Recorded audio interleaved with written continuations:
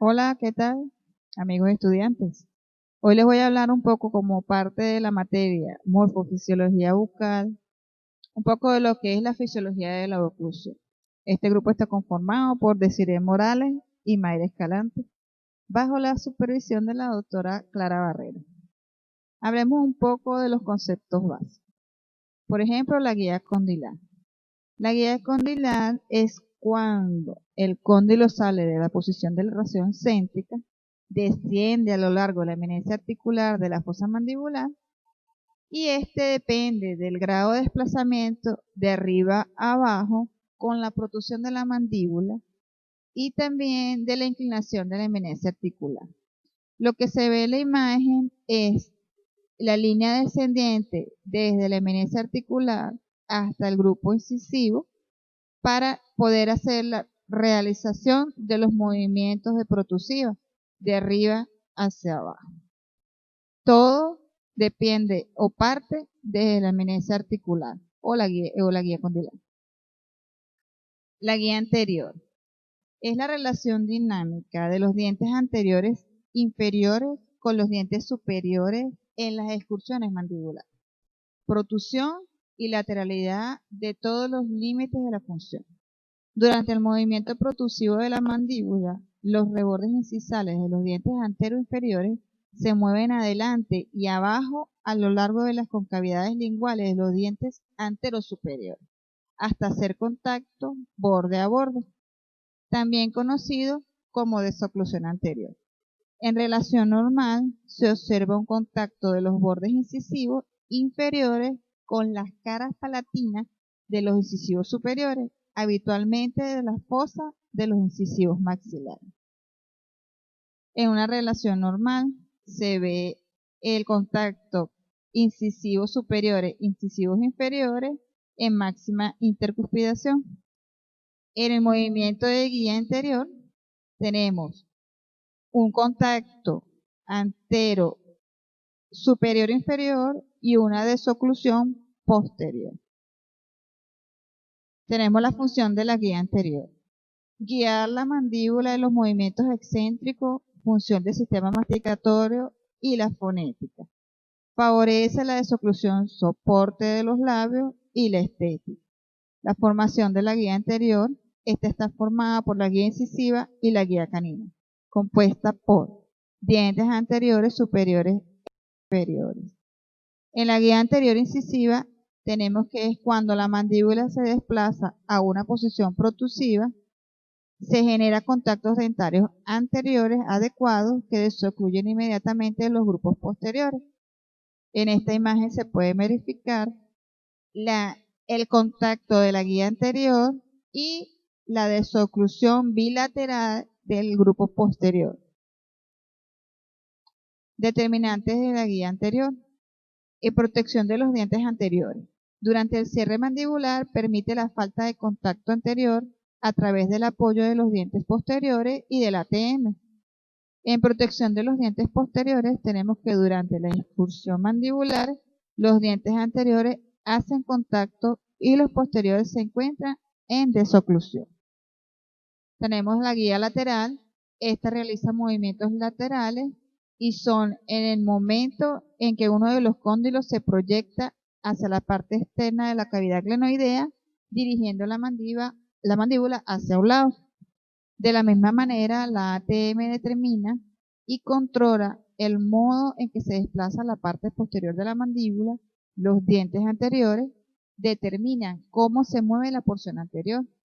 Y cuando la mandíbula efectúa una protrusión o un movimiento lateral, los bordes incisivos de los dientes anteriores maxilares son los que lo determinan.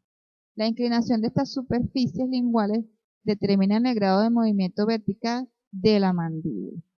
En la imagen se puede observar los movimientos en relación céntrica y oclusión completa y los movimientos de lateralidad y la posición del cóndilo en esta función. Conceptos básicos, seguimos hablando que si las superficies son muy inclinadas, la parte anterior de la mandíbula seguirá un trayecto muy inclinado. Si los dientes anteriores tienen mucha sobremordida vertical, proporcionarán poca guía vertical al movimiento mandibular. El traslape vertical o el overbite es la distancia que guardan los dientes sobre sus antagonistas en dirección vertical, especialmente los bordes incisales de los incisivos superiores e inferiores. La distancia promedio es de 2 milímetros. En el traslape o sobremordida horizontal, que es overjet, tenemos que es la proyección de los dientes hacia sus antagonistas en un plano horizontal, en el cual se orientan según sus superficies incisales de los dientes anteriores, superiores e inferiores. La distancia promedio es de 2 milímetros. Como se puede ver en la imagen, está el overjet y el overbite. La distancia intercondilea es la distancia que existe en un cóndilo y el otro, que varía de un individuo al otro. Sin embargo, la distancia intercondilea es importante para los movimientos excéntricos y su influencia refleja en la dirección de los surcos. Tenemos los planos de oclusión, que es la superficie imaginaria que se relaciona anatómicamente con el cráneo y teóricamente toca los bordes incisales de los centrales superiores y las cúspides vestibulares del grupo molar superior. Es una línea imaginaria que pasa por el borde de los incisivos centrales inferiores a las cúspides destovestibular de los segundos molar inferior. Entre mayor divergencia entre el ángulo de la eminencia del plano oclusal, mayor podrá ser las cúspides y más profunda las fosas. En la imagen se ve la línea que se puede dibujar para poder sacar el plano de oclusión. Tenemos el plano de Camper, que es una referencia frecuentemente utilizada debido a la facilidad para orientar clínicamente el plano oclusal de la toma de relaciones cráneo-mandibulares, utilizando el borde lateral de la platina de Fox. En la primera imagen se ve el plano de Camper, las líneas tragos de la nariz, y tenemos en la segunda imagen cómo se utiliza o cómo se evalúa el plano de Camper con la platina de Fox directamente ya en un paciente. Esos son los ángulos que se deben medir para poder sacar el plano de Camper. El plano de Frankfurt, desde el punto de vista radiográfico cefalométrico, son dos puntos posteriores. El porión, que es el derecho e izquierdo, punto más superior y externo del conducto auditivo externo.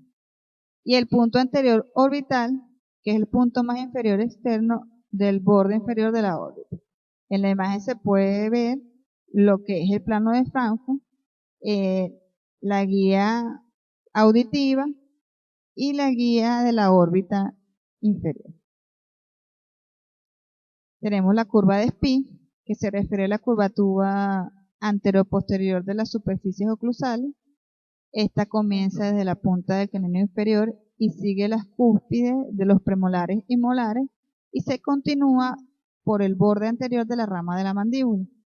La curva resulta en alinear cada diente inferior casi paralelo a su arco de cierre individual alrededor del eje condilar.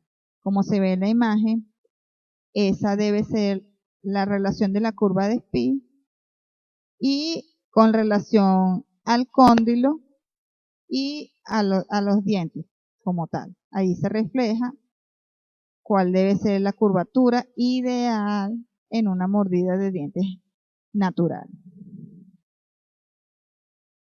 Tenemos la curva de Wilson, que es una curva medio lateral que entra en contacto con las puntas de las cúspides en cada lazo de la arcada. Está dada por la inclinación interna de los dientes posteriores, ya que hacen que las cúspides linguales estén más bajas que las cúspides vestibulares. El arco maxilar de los dientes posteriores presenta más arriba de las cúspides vestibulares de las cúspides palatinas debido a la inclinación externa de los dientes posteriores. En la imagen se ve cómo se relaciona la curva de Wilson en la parte dental y en la parte craneofacial. Tenemos la dimensión vertical, que es la distancia medida entre los dos puntos cuando las piezas dentarias se encuentran en contacto, es decir, que no existe espacio en inoclusión. Es un espacio de 0 milímetros.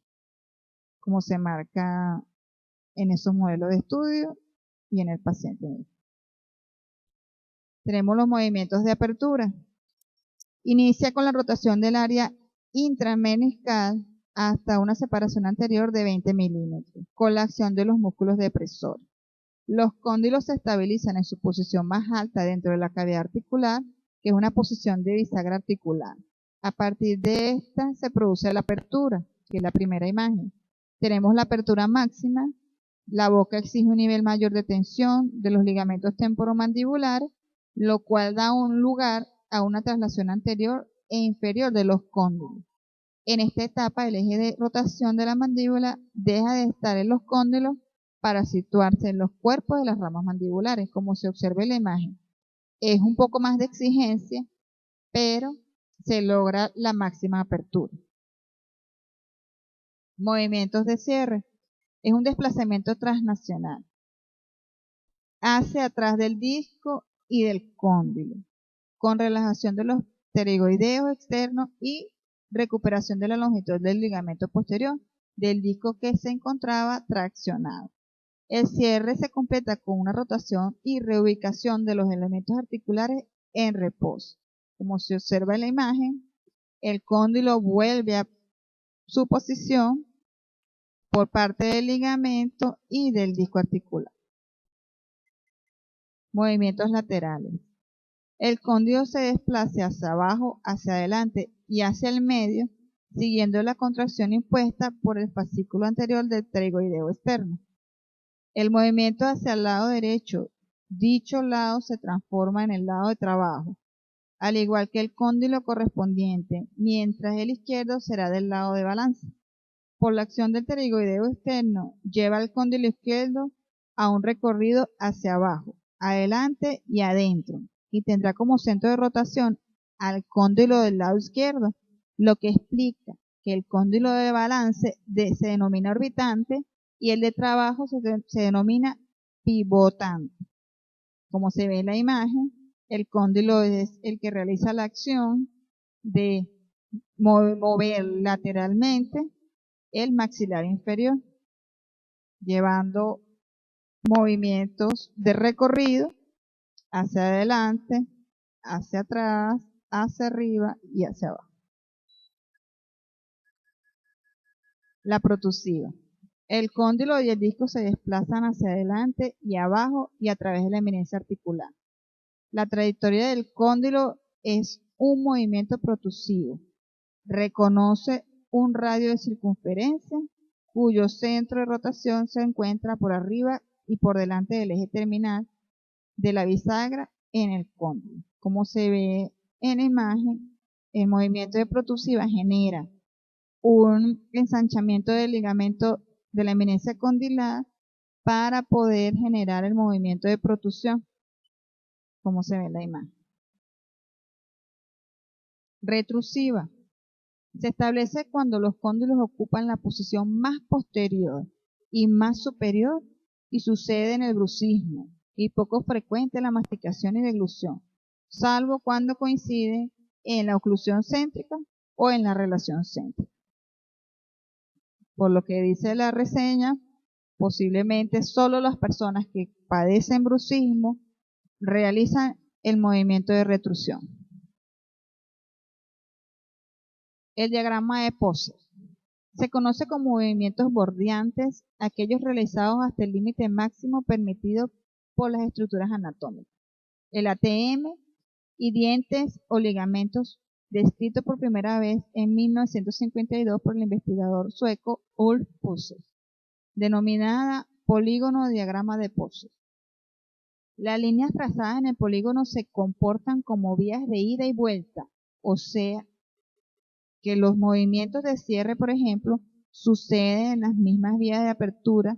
Todo lo que está dentro del polígono es espacio por donde la mandíbula puede moverse libremente para realizar sus funciones más allá de las líneas del polígono, ya que no hay movimiento mandibular. Como se ve en la imagen, la mandíbula puede realizar toda esa serie de movimientos que se están marcando en esa imagen.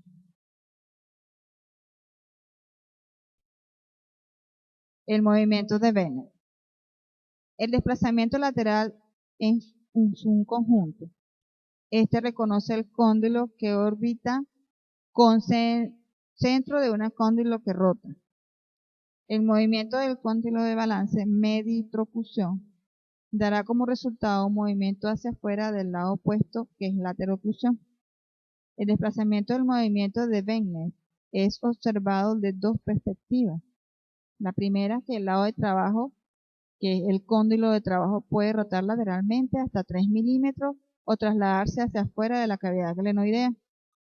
Y en segundo plano tenemos el lado de balance, que es el movimiento de Bennett, observado del lado del balance y puede ser en dos tipos, es progresivo e inmediato. O sea, es movimiento que se le da lateralmente al maxilar inferior.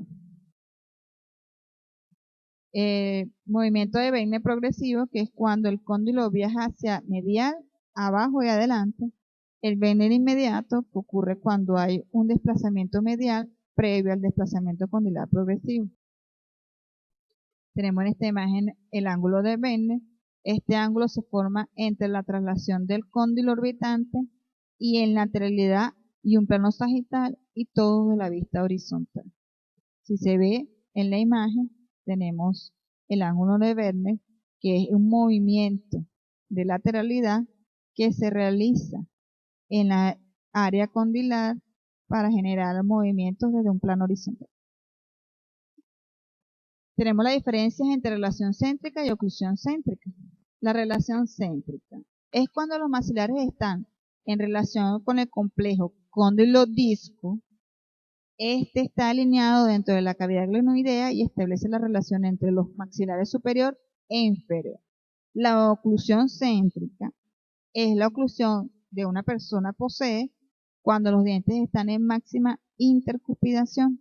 También se refiere a mordida habitual del individuo.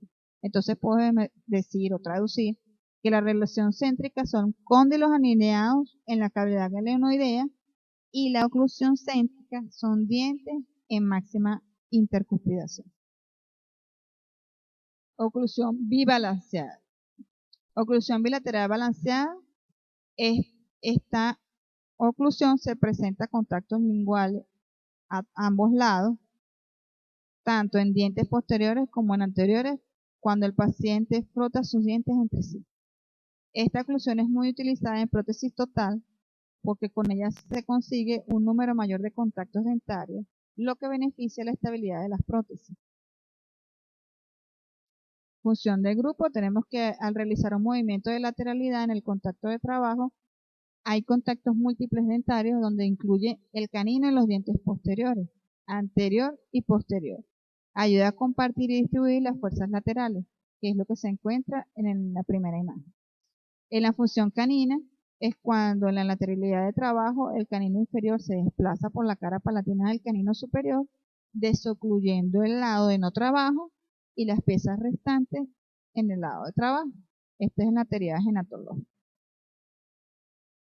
En la teoría Pankman-Schlude, ellos enunciaron que la céntrica no es un punto, sino un área que va desde posición de relación céntrica hasta posición retruida de contacto y a máxima intercuspidación. En la céntrica larga tenemos un concepto que se basa en la función de grupo, que es cierta cantidad de fuerza lateral ejercida sobre los dientes posteriores durante la función. También es conocida como la armonía oclusal con deslizamiento anterior entre la relación céntrica y la oclusión céntrica y una pequeña libertad lateral. Tenemos lateralidades céntricas, que es el retorno del movimiento anterior a la oclusión céntrica. En el lado izquierdo hay rotación inversa del cóndilo inframeniscal. En el lado derecho es la traslación del cóndilo hacia afuera, atrás y arriba, que es una supremeniscal. Como en las imágenes, se ve el lado de trabajo, el lado de no trabajo y la función que realiza la maxilar en relación a la lateralidad de centro. Tenemos como manera de conclusión 10 partes muy importantes. Por lo menos tenemos la primera parte donde dice que la articulación temporomandibular resalta la importancia de la armonía del ATM y la oclusión dental. La falta de coordinación de ambas puede ser predecible y tratada oportunamente. Indica la importancia de diagnosticar un ruido articular. En la segunda parte tenemos el rol muscular. Juega un papel importante en el equilibrio de las funciones de la estabilidad de los ligamentos, el disco articular, la posición dental y la estabilidad de los tejidos de soporte. Como número 3 tenemos la correcta dimensión vertical como manifestación de un buen diagnóstico y tratamiento.